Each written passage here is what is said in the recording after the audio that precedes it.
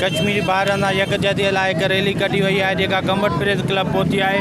अचो त हिते जेके सिविल सोसाइटी जा माण्हू आहिनि ऐं उस्ताद ऐं शागिर्द आहिनि उन्हनि सां ॻाल्हि ॿोल कंदासीं त उन्हनि जो वधीक छा चवणु आहे। 5 फेबरवरी पाकिस्तान हुकूमत जे पारां कश्मीर में थींदड़ ज़ुल्म ऐं बर्बरियत के ख़िलाफ़ योम यकजहती के तौर ते सब गॾु थिया आहियूं ऐं असां इहो दुश्मन खे ॿुधाइण था चाहियूं त कश्मीर जेको आहे उहो पाकिस्तान जो हिस्सो आहे ऐं इंशाअल्लाह रहंदो। में पाकिस्तान जो अमल आयो उन ॾींहं खां हिंदुस्तान तरफ़ां कश्मीरनि ते ज़ुल्म थींदो रहियो ऐं अॼु ॾींहं ताईं उन ते उहो ज़ुल्म जारी आहे ऐं पाकिस्तान उन ॾींहं खां वठी अॼु ॾींहं ताईं इहो ई नारो लॻायो आहे त कश्मीर बनेगा पाकिस्तान।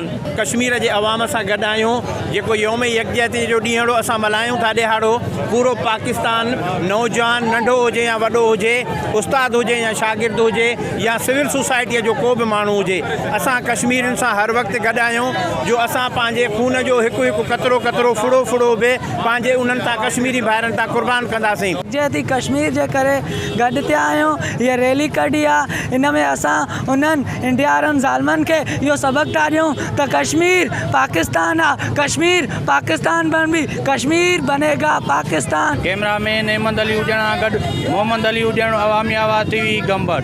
विजिट कयो अवामी आवाज़ मीडिया ग्रुप जी वेबसाइट awamiawaz.pk।